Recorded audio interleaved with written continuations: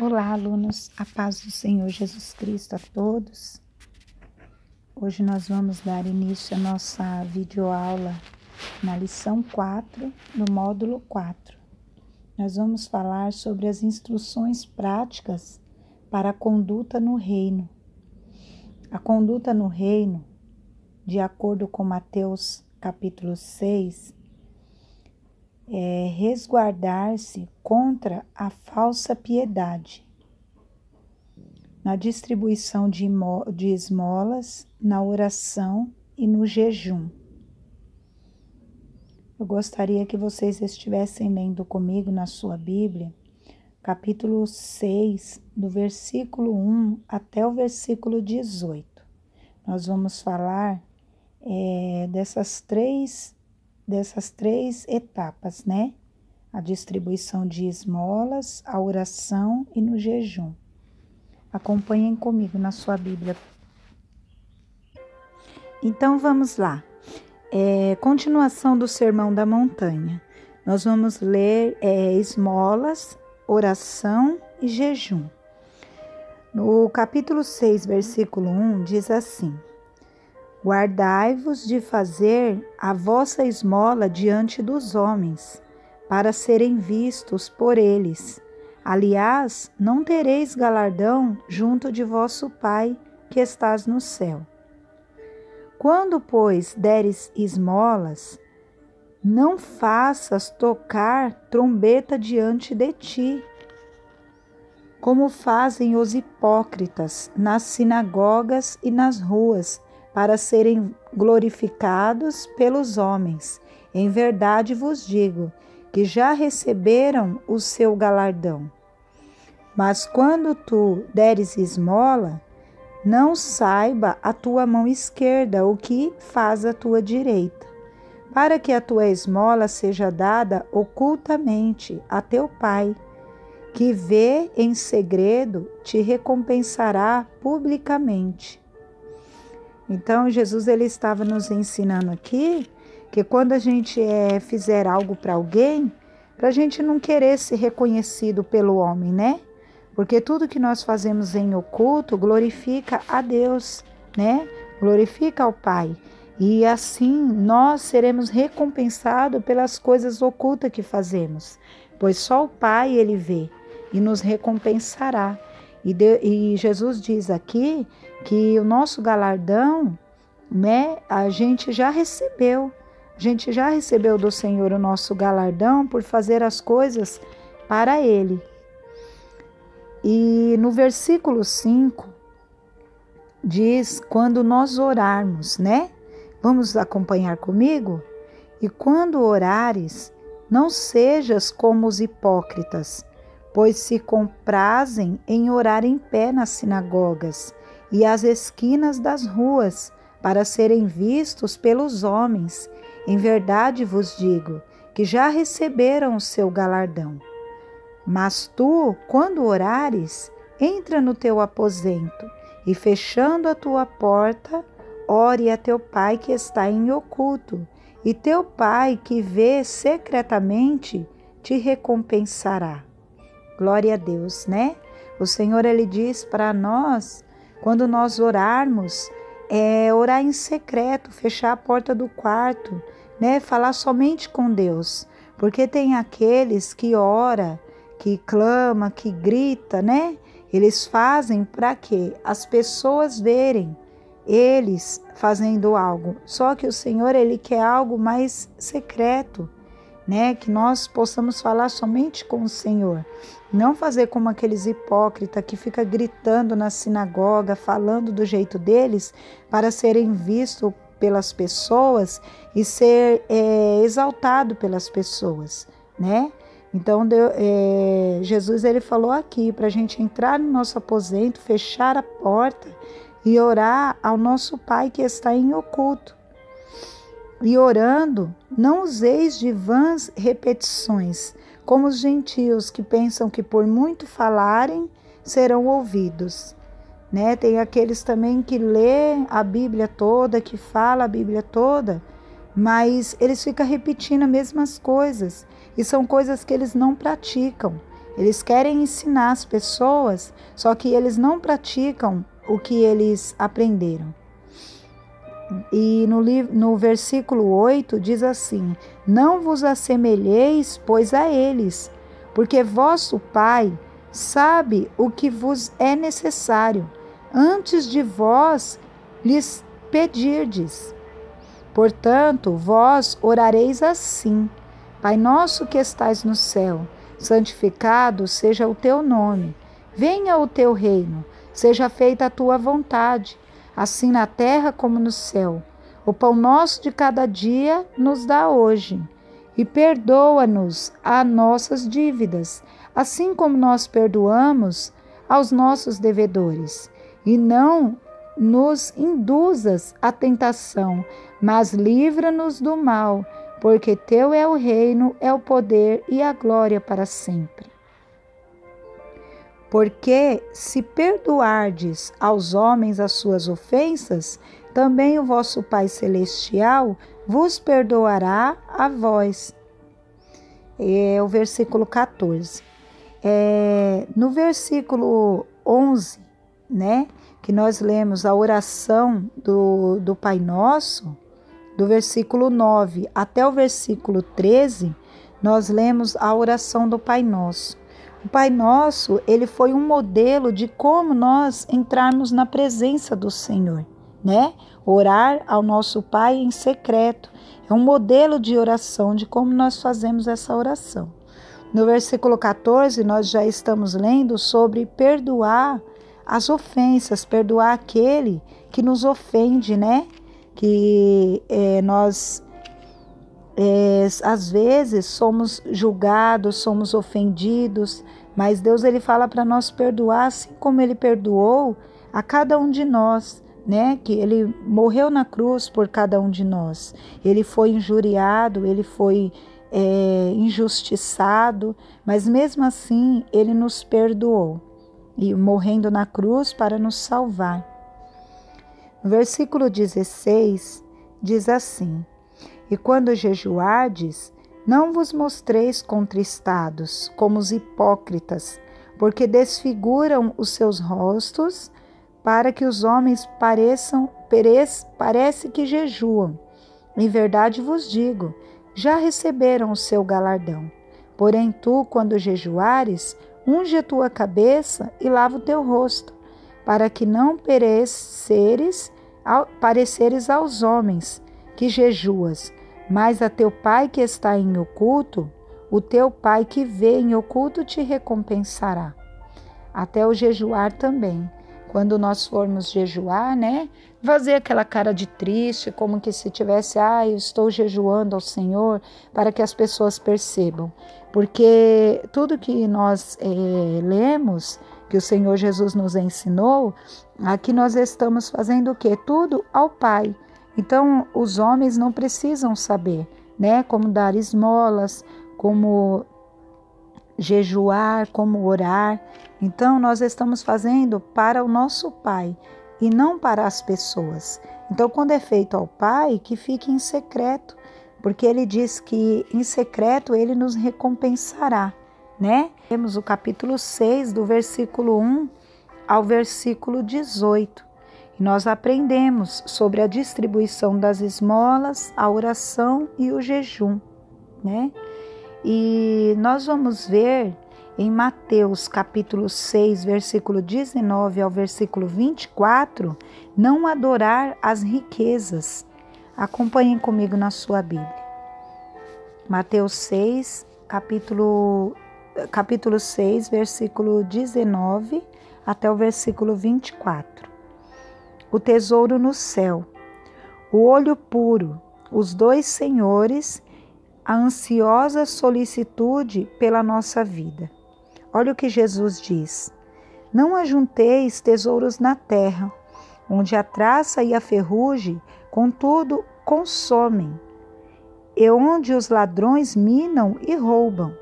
Mas ajuntais tesouro no céu, onde nem a traça nem a ferrugem consomem, e onde os ladrões não minam nem roubam. Porque onde estiver o vosso tesouro, ali estará também o vosso coração.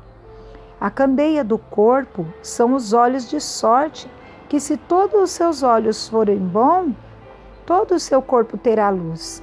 Se, porém, os teus olhos forem maus, o teu corpo será tenebroso. Se, portanto, a luz que em ti há são trevas, quão grandes serão tais trevas? Ninguém pode servir a dois senhores, porque ou há de odiar um ou amar o outro, ou se dedicará a um e desprezará a outro. Não podeis servir a Deus e a Mamon.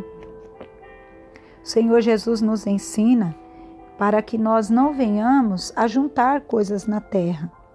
Não é pecado que nós venhamos ter uma vida abundante, porque o próprio Deus diz, né, que na terra nós teríamos abundância, né? Nós prosperaríamos e viveríamos bem, porque Ele diz na palavra dele: comereis o melhor dessa terra, né? Então, se nós vamos viver bem, comer bem nesta terra, o Senhor Jesus disse para nós não ajuntar a mais, né? Ter muito, porque como nós vemos nos dias de hoje, umas pessoas têm pouco, outras têm demais, né? Então, às vezes, junta coisas na terra e são coisas que ficarão aqui na terra. Mas a palavra de Deus diz no versículo 20 que nós devemos ajuntar tesouro no céu, onde nem a traça nem a ferrugem consome, e onde os ladrões não minam e não roubam. Esse tesouro no céu é a palavra do Senhor que nós vivemos hoje, né? Cumprindo a palavra do Senhor. Cada palavra que vem a nós, que o Senhor traz a cada um de nós, e nós cumprimos ela, obedecemos ela, nós estamos ajuntando nosso tesouro no céu, né? Onde ninguém vai poder roubar, que é a nossa salvação. Nós estamos colocando uma pedrinha na nossa coroa, né? Cada pessoa que a gente fala de Jesus, da palavra de Jesus, e ela aceita o Senhor e ela é salva, então, nós estamos ajuntando o nosso tesouro na terra, no céu, né? No versículo 21, diz: porque aonde estiver o vosso tesouro, ali também está o vosso coração. Então, quer dizer, se nós temos muita riqueza aqui na terra, o nosso coração estará onde? Nesta riqueza, né? Onde está o tesouro. Tem pessoas que não é só a riqueza na terra, mas é um filho que ela coloca acima de Deus, né? É uma casa, é um filho, é um emprego, ela adora aquele emprego, ela não vive sem ele. Então, assim também está falando. Aonde está ali o seu tesouro, está o seu coração. Não devemos colocar nada no nosso coração a não ser o Senhor Jesus, a palavra de Deus, para que nós possamos ajuntar o nosso tesouro no céu. Amém? Então, nós lemos aqui também no versículo 24 que ninguém pode servir a dois senhores, porque ou há de odiar um ou ao outro, se dedicar a um ou desprezar ao outro. Não podeis servir a Deus e a Mamon. O que Jesus quis dizer com esta palavra? Não podemos servir a Deus e ao mundo. Não podemos agradar a Deus e agradar as coisas do mundo. Ou adoraremos e serviremos ao nosso Deus, cumprir a palavra que o Senhor nos deu, ou então servir aos deuses, né? Porque tem os deuses da terra. E a palavra de Deus diz que nós não podemos servir e fazer a vontade do mundo e agradar a Deus. Então, que essa palavra possa falar no coração de cada um de vocês, né? Para que vocês possam entender que nós estamos fazendo tudo para a conduta do reino de Deus, né? Para que assim nós venhamos cumprir a conduta do reino de Deus.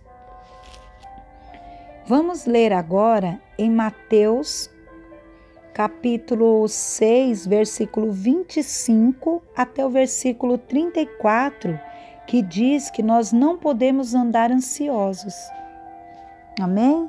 Acompanhem comigo na sua Bíblia. Versículo 25. Por isso vos digo, não andeis cuidadosos quanto à vossa vida, pelo que haveis de comer ou pelo que haveis de beber, nem quanto ao vosso corpo, pelo que haveis de vestir. Não é a vida mais do que o mantimento, e o corpo mais do que o vestido. Olhai para as aves do céu, que nem semeiam, não cegam, nem ajuntam em celeiros, e vosso Pai Celestial as alimenta. Não tendes vós muito mais valor do que elas? E qual de vós poderá, com todos os seus cuidados, acrescentar um covado à sua estatura? E quanto ao vestido, por que andais solícitos? Olhai para os lírios do campo, como eles crescem, não trabalham, nem fiam. E eu vos digo que nem mesmo Salomão, em toda a sua glória, se vestiu como qualquer deles. Pois, se Deus assim veste a erva do campo que hoje existe e amanhã é lançada no forno, não vos vestirá muito mais a vós, homens de pouca fé? Não andeis, pois, inquietos, dizendo: que comeremos, ou que beberemos, ou com que nos vestiremos? Porque todas essas coisas os gentios procuram. De certo, vosso Pai Celestial bem sabe que necessitais de todas essas coisas. Mas buscai primeiro o reino de Deus e a sua justiça, e todas as coisas vos serão acrescentadas. Não vos ajunteis, pois, pelo dia de amanhã, porque o dia de amanhã cuidará de si mesmo. Basta cada dia o seu mal. Olha que palavra maravilhosa que o Senhor Jesus nos trouxe, né? Nos dando um ensinamento de que nós não devemos andar ansiosos pelas coisas da terra, né? Tem pessoas que às vezes, né, ela até tem o que comer dentro de casa, mas aquele pouquinho que ela tem, ela não consegue glorificar o Senhor por aquele pouco que Deus deu. Ela já começa a se preocupar: eu não tenho nada dentro de casa, o que eu vou fazer, né? Como que eu vou comer? Eu não tenho o que vestir. Então ela anda ansiosa todo dia procurando algo para poder preencher aquela ansiedade do coração dela. Então Deus, ele fala assim, que as aves do céu, ela não ajunta em celeiros, e mesmo assim Deus as mantém. E é assim com cada um de nós. Deus é o Criador do universo, o Criador da terra, dos animais, dos seres humanos. Tudo é dele e por ele, tudo vem de Deus. Então não devemos andar ansiosos por coisa alguma. O Senhor nos diz no versículo 33 que nós devemos buscar em primeiro lugar o reino de Deus. Todas as outras coisas Deus acrescentaria na nossa vida, né? O que nós temos buscado hoje em dia? É a presença de Deus? Ou nós temos deixado a ansiedade tomar conta do nosso coração, colocando, né, as coisas em primeiro lugar? Né? Se Deus, ele fala: buscar em primeiro lugar o reino de Deus, porque eu tenho buscado primeiro a solução, né, para os problemas que vêm surgindo. Quando aparece um problema, uma dificuldade, como o Senhor disse na palavra: no mundo tereis aflições, mas tem de bom ânimo. Deus, ele está conosco todos os dias. Só que às vezes na hora da tribulação não conseguimos olhar para Jesus, olhar para a palavra, orar, buscar. A gente foca no problema e aí o problema não tem solução, a ansiedade toma conta, a pessoa entra em desespero. Por isso que o Senhor Jesus disse: buscar em primeiro lugar o reino de Deus. Não vos inquieteis, pois pelo dia de amanhã, porque o dia de amanhã cuidará de si mesmo. Basta cada dia o seu mal. Então vamos resolver hoje. Surgiu um problema, uma dificuldade, o que o Senhor Jesus diz? Buscar em primeiro lugar o reino de Deus. Então vamos buscar em oração, clamar ao Senhor para que esse problema, essa dificuldade venha a ser solucionada. E basta cada dia o seu mal. E aí apresenta ao Senhor, entrega aquele dia, consagra aquele dia ao Senhor. E aí o Senhor vai abençoar, o Senhor vai prosperar, vai dar a solução. E no outro dia já teremos algo para resolver novamente, porque assim é o dia a dia. Dia após dia, nós temos algo para fazer e o Senhor Jesus está à frente e Ele dá a solução para tudo. Amém? Então, isso foi o que nós lemos do versículo 25 ao versículo 34, que fala para nós não andarmos ansiosos. Coloque tudo diante do Senhor e deixe que o Senhor tomará conta de tudo, né? Vamos ver em Mateus, capítulo 7, versículo 13 ao versículo 27, que fala sobre os desafios para uma vida de dedicação a Deus. Nós vamos ver também sobre o caminho estreito, e nós vamos ver a árvore boa produz bom fruto, e o reino é para quem ouve e pratica a palavra de Deus. Então vamos acompanhar comigo? Mateus capítulo 7, versículo 13 e versículo 14. Nós vamos falar agora sobre o caminho estreito. Entrai pela porta estreita, porque larga é a porta, e espaçoso o caminho, que conduz à perdição, e muitos são os que entram por ela. E porque estreita é a porta e apertado o caminho que leva à vida, e poucos há que a encontrem. O Senhor, Ele está dizendo que a porta é estreita. Qual é essa porta? A porta para entrar no reino dos céus, né? Muitas coisas precisam ser deixadas para trás. Quando nós encontramos o caminho de Jesus, quando nós começamos a seguir a Jesus, a porta é estreita. Muitas coisas temos que deixar. Nós temos que deixar a vaidade, deixar as coisas do mundo, né? Aquelas práticas que tinha antes, que não condiz com a palavra de Deus, porque o Senhor, Ele vem nos ensinando dentro da palavra, né, como viver uma vida santa. Então, nós temos que deixar para trás. Não é fácil, o Senhor disse que a porta é estreita, né? E a gente precisa, a cada dia, pedir para o Senhor para melhorar, para conseguir entrar por essa porta. No versículo 14, diz que a porta é estreita e apertado é o caminho que leva à vida, e poucos há a quem a encontre, porque só encontra aquele que quer. Porque quando começamos a buscar o Senhor Jesus de fato, de verdade, o caminho começa a ficar estreito, né? Às vezes perdemos um emprego que amamos, porque o Senhor Jesus está tirando aquilo que está te afastando de Jesus, porque Ele tem coisas melhores. Aí a pessoa já começa, porque eu comecei a seguir ao Senhor Jesus, eu perdi o emprego, eu perdi amizades, aquelas amizades que não era boa, que aos seus olhos era bom, mas o Senhor Jesus, Ele foi tirando, porque para Ele não é bom, né? Então Ele foi tirando para que Ele coloque pessoas novas da mesma fé, que fale a mesma língua, né? Que sempre vai estar falando da palavra de Deus. Então vai mudando muita coisa na vida de um cristão, um recém-convertido. E aí o caminho começa a ficar estreito, a porta começa a ficar estreita. E a pessoa precisa entender, se você está perdendo, é porque Deus, Ele está te dando algo muito melhor. Então, precisa ficar firme com Jesus, precisa continuar, né, nesse caminho estreito, nessa porta estreita, para que você assim venha encontrar a vida, né, a vida que poucos encontram. Amém? Agora nós vamos ver em Mateus capítulo 7, os 15 até o versículo 20. Vamos falar sobre a árvore boa produz bons frutos. Leiam comigo. Acautelai-vos, porém, dos falsos profetas, que vêm até vós vestidos como ovelhas, mas interiormente são lobos devoradores. Por seus frutos os conhecereis.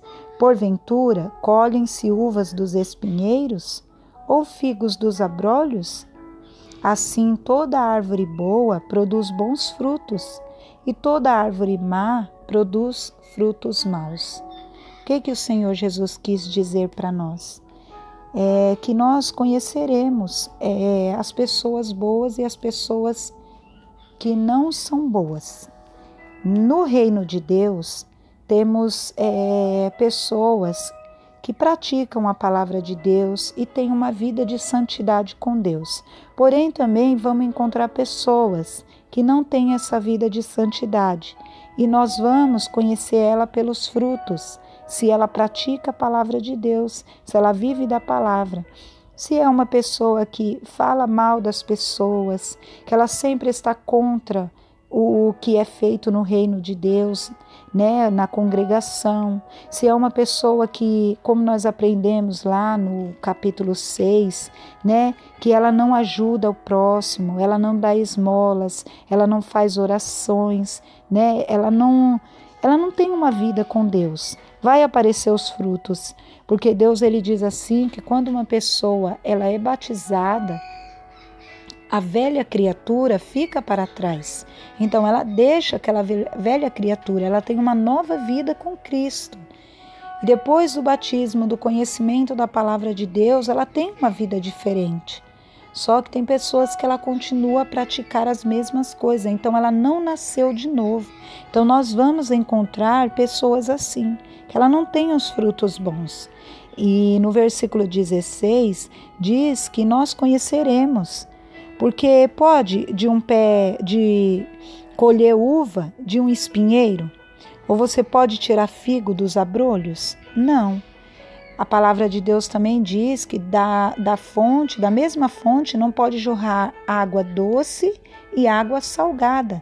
Você não pode chegar lá e pegar água doce para tomar e depois você chegar e ter água salgada. Né? Do mesmo lugar? Não. Essa fonte não pode jorrar água doce e salgada. Assim mesmo é o cristão. O cristão, ele não pode, eu sou cristão, mas eu ainda pratico as coisas do mundo, né? Bebo, eu fumo, tenho uma vida errada, né? Anda com uma pessoa, com outra, não tem um relacionamento sério. Então, não pode, né? Como nós lemos também, não pode servir a dois senhores, servir a Deus e servir a Mamon, a Deus e ao mundo, né? Olha, tudo o Senhor Jesus vem nos ensinando. Para o quê? Para que nós possamos praticar a palavra de Deus, para que nós venhamos ter uma vida de santidade. Assim diz o Senhor, sede santo porque eu sou santo. Então, se Ele deixou um ensinamento para nós, é porque nós precisamos. Amém? E nós vamos conhecer a árvore boa, que ela tem um bom fruto, ou a árvore má, pelos frutos. Se ela tem praticado a palavra de Deus, se ela tem uma vida de santidade, aí nós vamos conhecer. Em Mateus capítulo 7, do versículo 21 ao 27, nós vamos ver o reino é para quem ouve e pratica a palavra de Deus.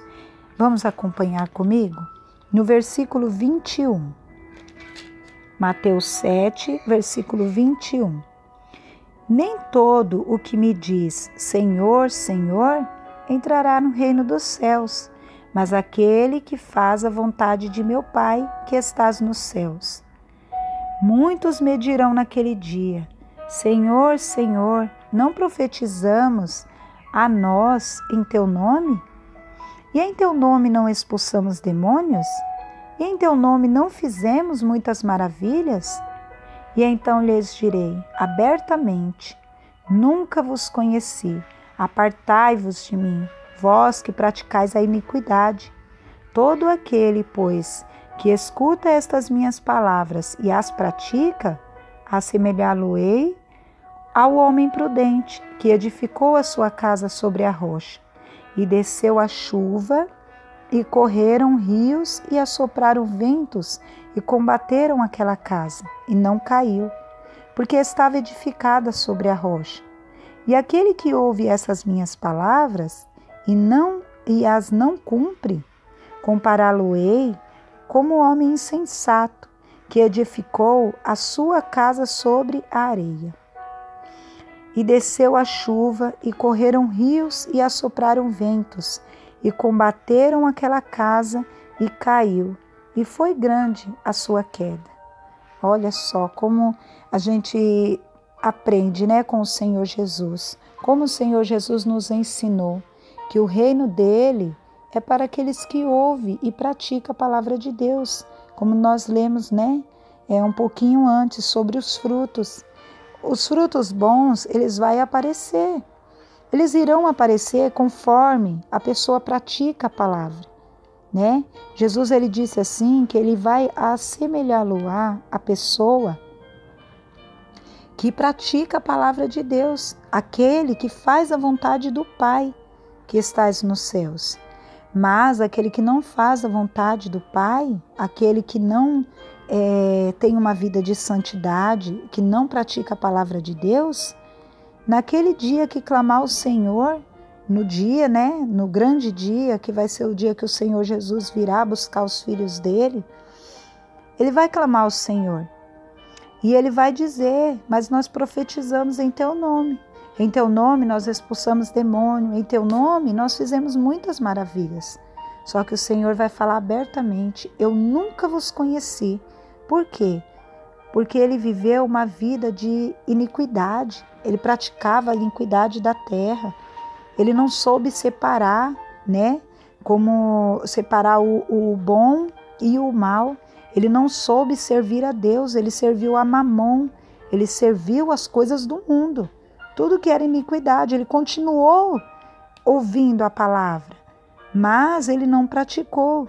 Tem aquele que ouve e aquele que escuta, né? Então ele escutou a palavra do Senhor, mas ele não praticou, ele não colocou em prática, ele não viveu uma vida de santidade. Então naquele grande dia o Senhor vai falar, apartai-vos de mim. Então o Senhor não vai poder fazer nada por ele. Por quê? Porque ele viveu uma vida hipócrita. Como os fariseus, né, que nós lemos, que eles viviam na sinagoga, falando alto para que todos o reconhecessem. Só que ele falava, os fariseus falavam da palavra de Jesus, só que eles não viviam. Né? Então que nós possamos tomar cuidado, porque às vezes nós conhecemos muito a palavra de Deus, nós lemos muito a palavra de Deus, só que nós não colocamos em prática. A palavra de Deus é um manual, é uma instrução de manual para a nossa vida, porque a cada dia nós enfrentamos uma batalha e tudo que nós precisamos está na palavra de Deus. E nós precisamos dessa palavra para que nós possamos vencer a tribulação, vencer o mal, vencer o pecado, vencer a tentação, porque Jesus venceu a tentação no deserto, né? Quando ele foi para o deserto, ele venceu a tentação, ele venceu Satanás através da palavra. A palavra, então, é vida. Se nós praticarmos, vivermos a palavra de Deus, nós vamos ter uma vida de santidade e a garantia da nossa salvação. Amém? Agora nós vamos ver reino de Deus, reino dos céus. Segundo os evangelhos sinóticos, reino de Deus e reino dos céus constitui o tema da pregação de Jesus. Mateus fala muito em reino dos céus, enquanto que os outros evangelistas referem à expressão reino de Deus. Vamos ver em Mateus capítulo 5, versículo 3, o que diz? E depois nós vamos ler em Lucas capítulo 6, versículo 20. Em Mateus capítulo 5, versículo 3, diz assim: Bem-aventurado os pobres de espírito, porque deles é o reino dos céus. Nossa, mas o que pobre de espírito? O que é ser pobre? É uma pessoa humilde, é uma pessoa que ouve a palavra do Senhor. Quando o Senhor Jesus, ele vem corrigir a pessoa, ela está com o coração preparado, né? Preparado para receber a palavra de Deus. Então, pobres de espírito, eles são com o coração cheio de Deus, para ouvir a palavra, para receber a palavra e colocar em prática.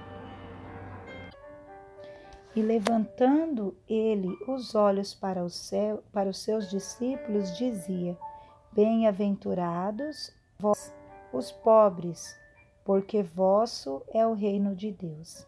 Então nós temos esses dois versículos, né, que fala sobre o reino de Deus, que Jesus diz que bem-aventurado é aqueles que são pobres de espírito, aqueles que escutam a voz do Senhor, que as pratica, né?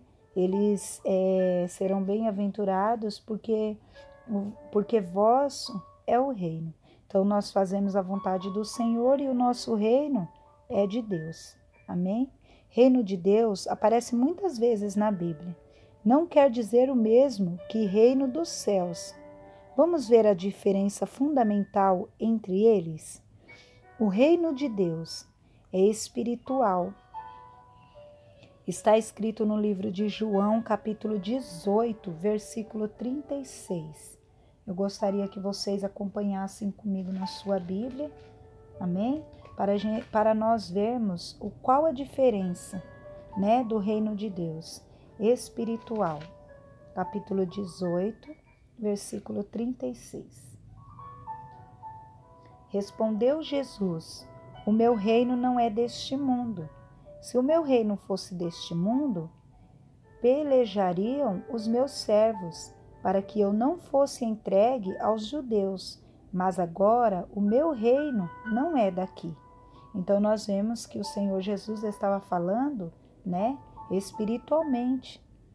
Ele diz que o reino dele não era aqui na terra, embora ele tenha vindo como homem, ele não ia ficar aqui, porque ele tinha, né, o reino de Deus. E nós também não viemos para ficar aqui, mas nós viemos para viver o reino de Deus que está preparado. Jesus, ele disse: eu vou para junto do meu Pai, mas eu vou preparar-vos um lugar. Então, ele preparou esse lugar, esse reino de Deus, para que nós possamos estar com ele. Amém? É interior, dentro de nós. Vamos ler em Lucas, capítulo 17, versículo 20 e versículo 21. Interrogado pelos fariseus sobre quando havia de vir o reino de Deus, respondeu-lhes e disse: o reino de Deus não vem com aparência exterior, nem dirão: ei-lo aqui ou ei-lo ali, porque eis que o reino de Deus está entre vós. Então, a primeira vinda de Jesus, nós estamos vivendo o reino de Deus. O reino de Deus, ele está dentro de nós, né? Não adianta dizer que está aqui, está ali, porque o reino de Deus, ele está entre nós. Nós estamos vivendo uma vida espiritual, buscando dentro da palavra de Deus, né, viver uma vida santa, viver uma vida digna, para que nós possamos morar junto do Pai. Então, o reino de Deus, ele está entre nós. Amém? Em Mateus, capítulo 6, versículo 10, diz assim: venha o teu reino, seja feita a tua vontade, assim na terra como no céu. Então, o Senhor Jesus disse, né, para que o reino de Deus viesse sobre nós, né, e que fosse feita a vontade do Pai, não a nós. Amém? Reino dos céus é a segunda vinda de Jesus e serão acontecidos no mundo físico com o arrebatamento. Vamos ler em Daniel, capítulo 2, versículo 44. É dispensacional escatológico. Diz assim: mas nos dias destes reis, o Deus do céu levantará um reino que não será jamais destruído, e este reino não passará a outro povo, esmiuçará e consumirá todos estes reinos, e será estabelecido para sempre. Então nós vemos que haverá um só rei, né?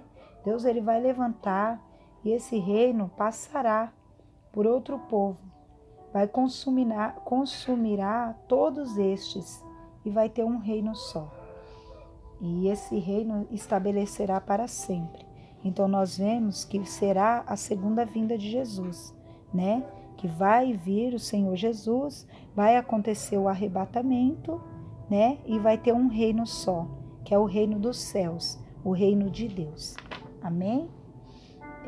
O físico, nós vemos, o reino, né? O reino dos céus, mas no físico. Nós vamos ver em Lucas, capítulo 1, versículo 31. Acompanhe comigo na sua Bíblia.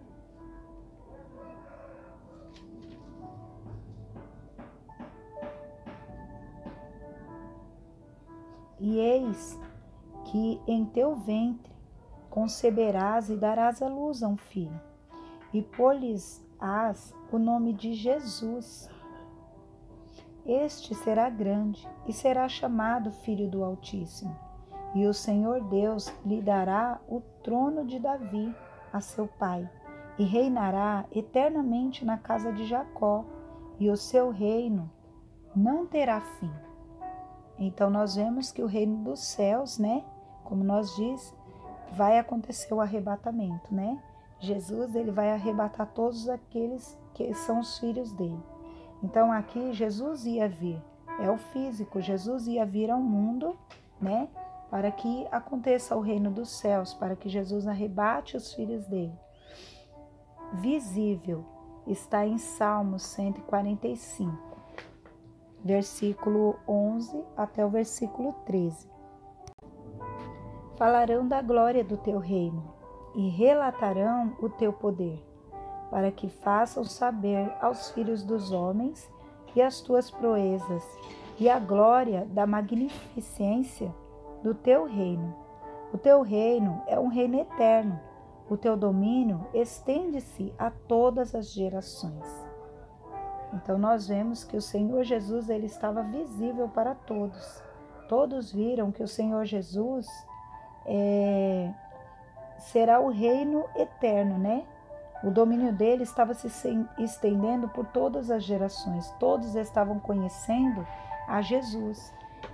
E Jesus, ele veio para nos dizer que ele tinha um caminho, ele tinha um reino, mas só que o reino dele não era deste mundo.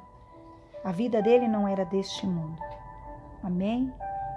Soberania de Deus. Apocalipse capítulo 19, versículo 15. Nós vamos ler sobre a soberania de Deus. Gostaria que vocês acompanhassem comigo na sua Bíblia. Capítulo 19, versículo 15. Vamos ler comigo? Diz assim: da sua boca saia uma aguda espada para ferir com ela as nações, e ele as regerá com vara de ferro, e ele mesmo é o que pisa o lagar do vinho do furor e da ira do Deus Todo-Poderoso. Amém? Então nós vemos a soberania de Deus, né? Que da boca do Senhor saía uma aguda espada para ferir com ela as nações, né? Porque a nação tem sido muito perversa, né? Tem feito tudo ao contrário à palavra de Deus. Então o Senhor, não que o Senhor vai se vingar, mas o mundo mesmo por si está fazendo com que a terra venha a ser destruída pela falta de obediência a Deus, né? A palavra de Deus. Eles não têm obedecido, não têm vivido a palavra de Deus, então está sendo destruída. Vamos ler aqui em Mateus capítulo 5, do versículo 18 ao versículo 20. Vamos ler o que diz a palavra de Deus. Porque em verdade vos digo que até que o céu passe, nem um jota ou um tio se omitirá da lei, sem que tudo seja cumprido. Qualquer, pois, que violar um destes mais pequenos mandamentos e assim ensinar aos homens, será chamado o menor no reino dos céus. Aquele, porém, que os cumprir e ensinar, será chamado grande no reino dos céus. Porque vos digo que a vossa justiça não exceder a dos escribas e fariseus, de modo que nenhum entrareis no reino dos céus.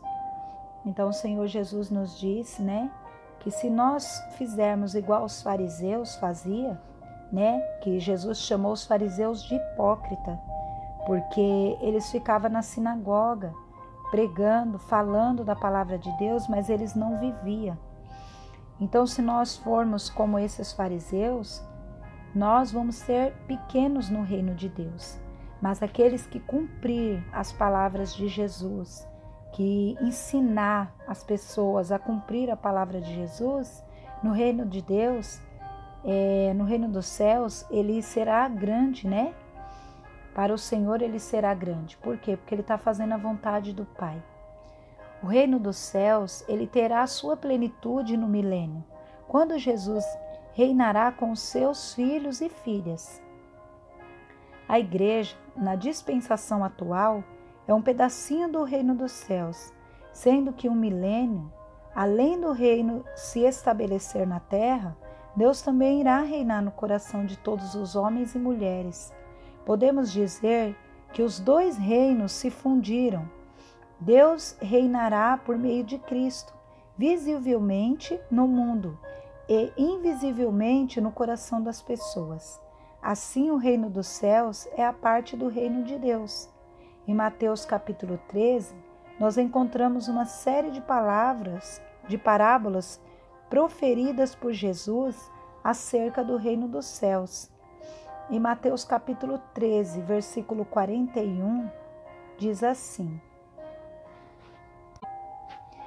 Mandará o Filho do Homem os seus anjos, e eles colherão do seu reino tudo o que causa escândalo, e os que cometem iniquidade. Este é o reino de Cristo. Em Efésios capítulo 5, versículo 5, nós vamos ler: Porque bem sabeis isto, que nenhum fornicário, ou impuro, ou avarento, ou qual é idólatra, tem herança no reino de Cristo e de Deus. Então nós vemos que a pessoa que pratica a iniquidade, impureza, fornicação, né, avareza, ou que idolatra, né, uma imagem de escultura, idolatra não só a imagem, mas também a um filho, a uma casa, um emprego, eles não terão a herança no reino de Cristo e de Deus. Em Marcos capítulo 11, versículo 10, nós vamos falar sobre o reino de Davi. Acompanhem comigo na sua Bíblia. Bendito o reino do nosso pai Davi, que vem em nome do Senhor, hosana nas alturas. Agora nós vamos falar sobre o apostolado. A palavra apóstolo ocorre muitas vezes no Novo Testamento. Deriva-se do verbo grego apóstolo, que significa enviar. Portanto, significa mensageiro ou aquele que é enviado para anunciar a mensagem de Deus. Em Hebreus capítulo 3, do versículo 1, fala sobre Jesus, que ele foi o verdadeiro apóstolo. Vamos ler comigo na Bíblia? Pelo que irmãos santos, participantes da vocação celestial, considerai a Jesus Cristo, apóstolo e sumo sacerdote da nossa confissão. Então nós vemos que o Senhor Jesus foi o principal apóstolo, né? Que ele foi enviado de Deus para trazer a mensagem a cada um de nós. Que hoje nós transmitimos essa mensagem, né? Essa mensagem veio de Deus, o Senhor Jesus nos trouxe e nós repassamos ela, né? Para que todos venham ter uma vida com Deus e venha a chegar, né, a ter a salvação e venha chegar até o reino dos céus. Amém? Em João, capítulo 20, versículo 21, nós vamos ver que a missão de cada discípulo é transferir a mensagem do Senhor Jesus, como é a missão de cada um que o Senhor escolhe como discípulo aqui. Cada um de nós, repassar a mensagem que o Senhor Jesus nos deu. João capítulo 20, versículo 21, diz assim: Disse-lhe, pois, Jesus outra vez: Paz seja convosco. Assim como o Pai me enviou, também eu vos envio a vós. Agora nós vamos ver as funções do apóstolo. Em Marcos, capítulo 3, versículo 14. Estar com Cristo. E nomeou 12 para que estivessem com ele e os mandasse a pregar. Então, estar com Cristo é pregar a palavra de Cristo, né? Jesus, ele selecionou os discípulos dele, os 12 discípulos, para sair e pregar, aprender com ele e sair para pregar. Testemunhar de Cristo. Marcos, capítulo 16, versículo 15. E disse-lhe: Ide por todo o mundo e pregai o evangelho a toda a criatura. Em Gálatas, capítulo 2, versículo 9, diz que nós temos que ser a coluna da igreja. Vamos ler o que diz na palavra de Deus em Gálatas, capítulo 2, versículo 9.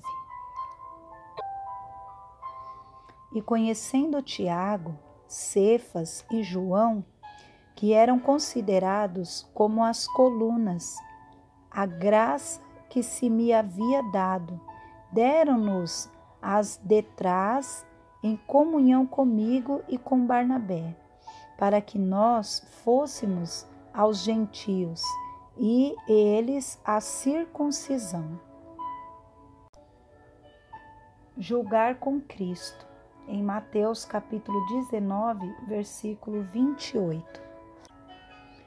E Jesus disse-lhe: Em verdade vos digo que vós que me seguistes, quando na regeneração o Filho do Homem se assentar no trono na sua glória, também vós assentareis sobre 12 tronos, para julgar as 12 tribos de Israel. Em 1 Coríntios, capítulo 12, versículo 28, é descrito o ministério apostólico, além de outros ministérios. Há quem diga que apóstolos foram somente os 12, mas o Novo Testamento esclarece que o ofício de apóstolo não ficou restrito ao colégio apostólico de Cristo. Um exemplo disto é Paulo. Ele não pertenceu ao grupo dos 12, entretanto, é considerado um apóstolo de Cristo Jesus. Em 1 Timóteo, capítulo 1, versículo 1. Aqueles que têm o desejo de serem enviados, estejam certos ou certas de que Cristo, ao escolher alguém para essa maravilhosa obra, age de maneira completa. Ele separa e chama.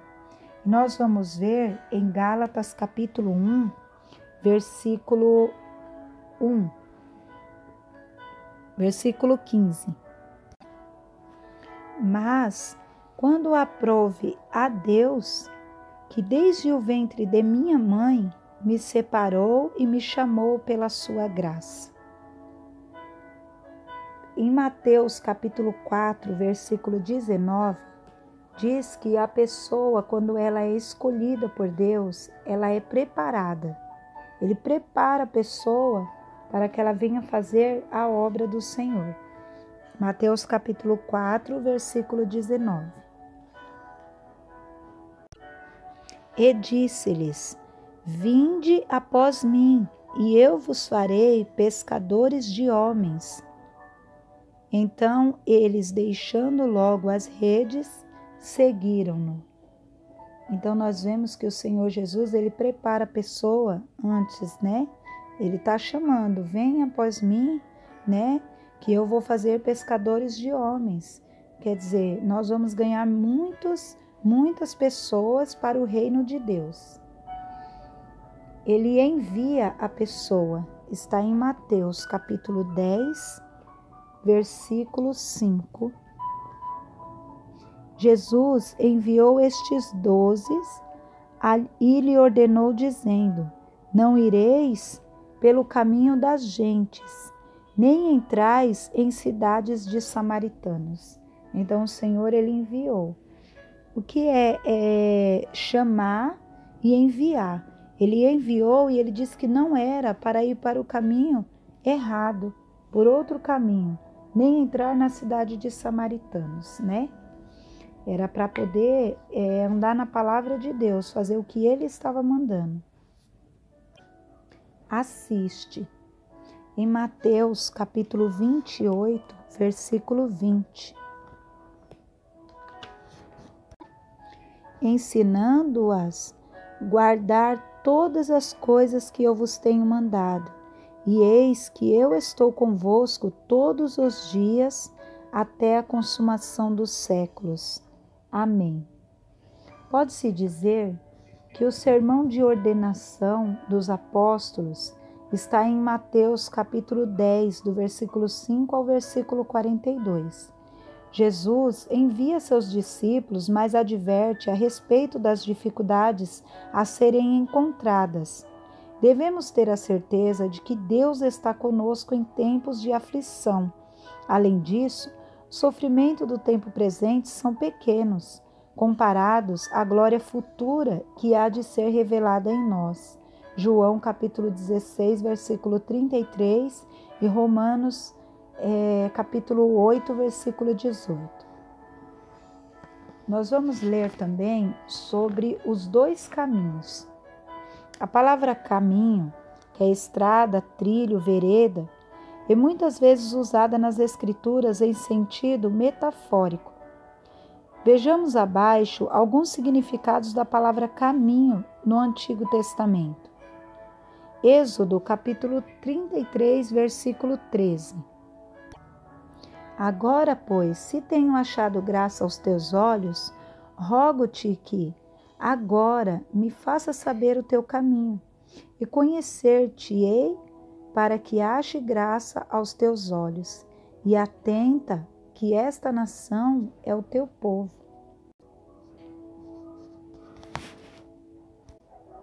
No Novo Testamento, encontramos também o uso da palavra caminho.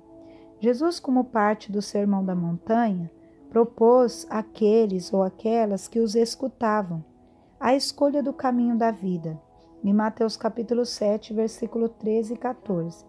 Em outro momento, ele disse ser o próprio caminho. João capítulo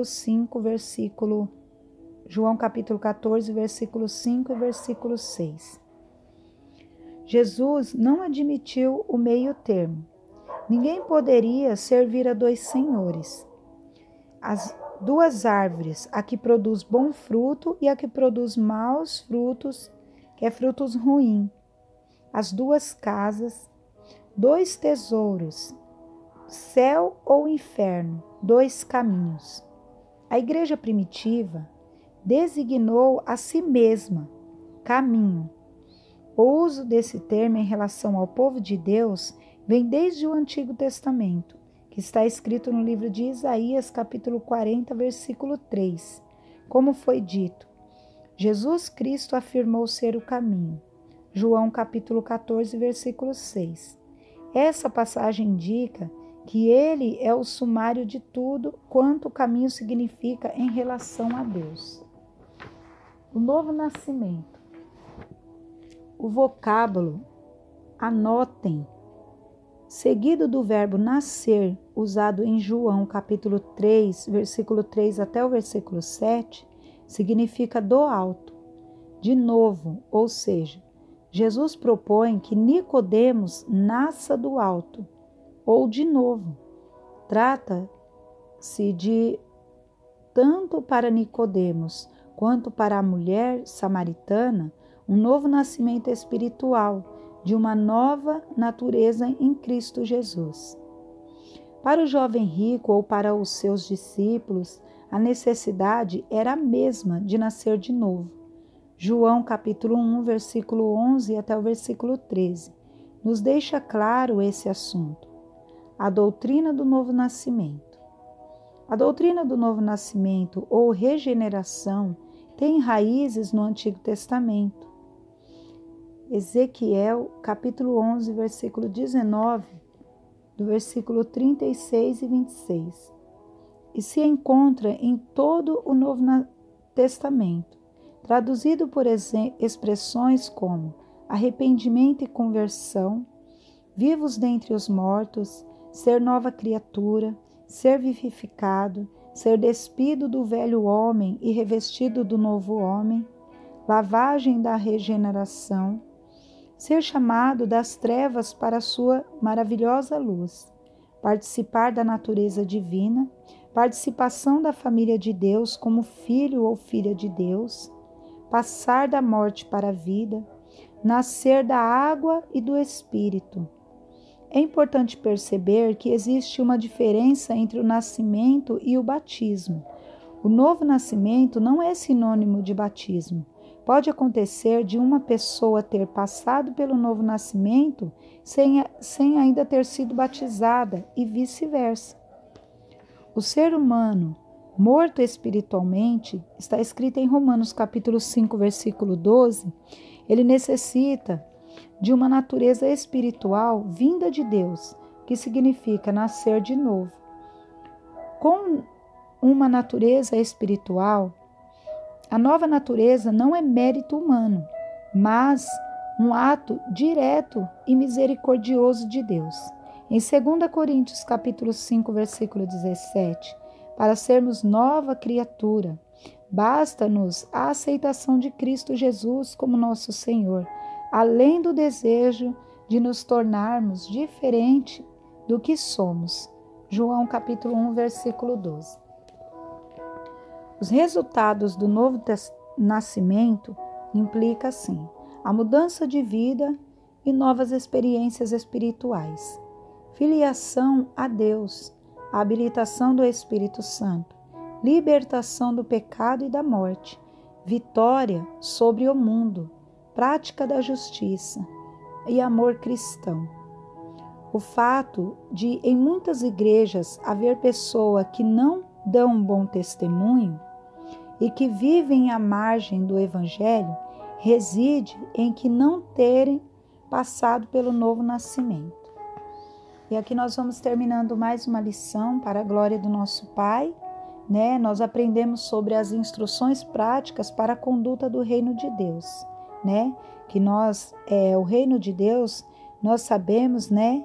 Que somos nós estamos aqui e nós vivemos o reino de Deus. E tem o reino dos céus, né? Que será acontecido no mundo físico com arrebatamento. Amém? Vou deixando essa lição com todos, vários versículos bíblicos, né? Que o Senhor Jesus nos deixou e que vocês possam estar meditando para saber qual é o chamado, né?